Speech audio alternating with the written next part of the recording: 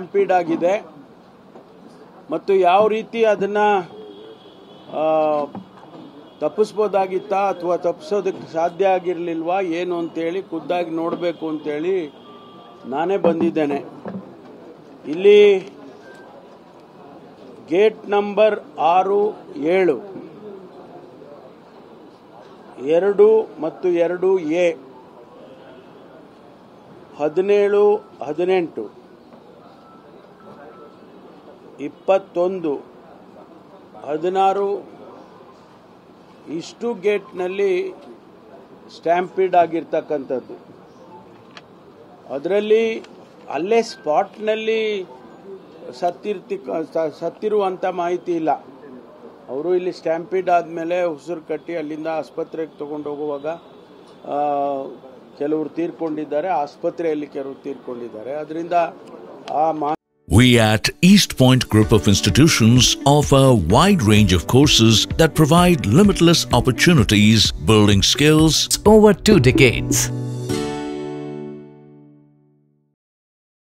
ಮಾಹಿತಿ ಈ ಗೇಟ್ನಲ್ಲಿ ಇಷ್ಟು ಜನ ಸತ್ರು ಅಂತ ಮಾಹಿತಿ ನಮಗೆ ಇಲ್ಲ.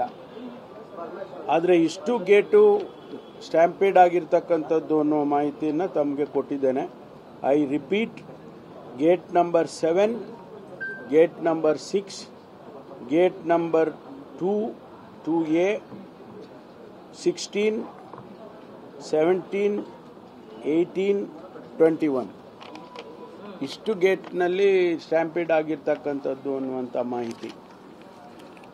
ಆಮೇಲೆ ನಮ್ಮ ಇಲಾಖೆಯವರು ಯಾವಾಗ ಇಷ್ಟೆಲ್ಲ ಜನ ಹೆಚ್ಚೆಚ್ಚು ಬರೋದಕ್ಕೆ ಶುರು ಮಾಡಿದ್ರು, they started collecting from different divisions. ಎಲ್ಲ ಡಿವಿಷನ್ಸಿಂದ ಫೋರ್ಸನ್ನು ಕಲೆಕ್ಟ್ ಮಾಡ್ಕೊಂಡಿದ್ದಾರೆ. ಎಲ್ಲ DCPಗಳು ಕಲೆಕ್ಟ್ ಮಾಡ್ಕೊಂಡಿದ್ದಾರೆ. DCPಗಳು, ACPಗಳು ಅವೆಲ್ಲ.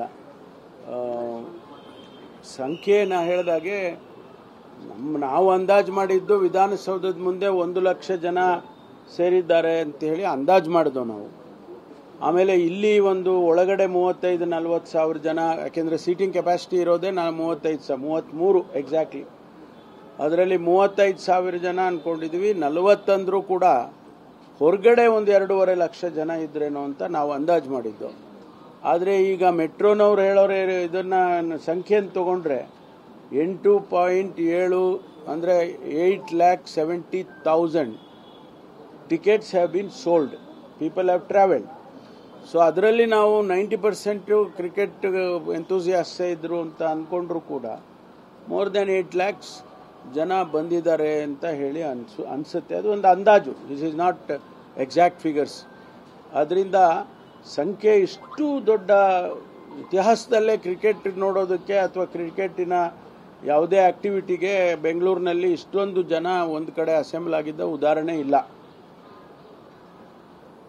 ಬಹುಶಃ ಇತಿಹಾಸನೇ ಸೃಷ್ಟಿಯಾಯಿತು. ಎಲ್ಲವೂ ಸರಿಯಾಗಿದ್ದಿದ್ರೆ ಇದು ಅದೇ ಒಂದು ದೊಡ್ಡ ಇತಿಹಾಸ, ಬೆಂಗಳೂರಿಗೆ ಕೀರ್ತಿ ಬರ್ತಿತ್ತು. ಆದರೆ ದುರ್ದೈವ ಇದು ಆಗಿದೆ ಅನ್ನುವಂಥದ್ದು.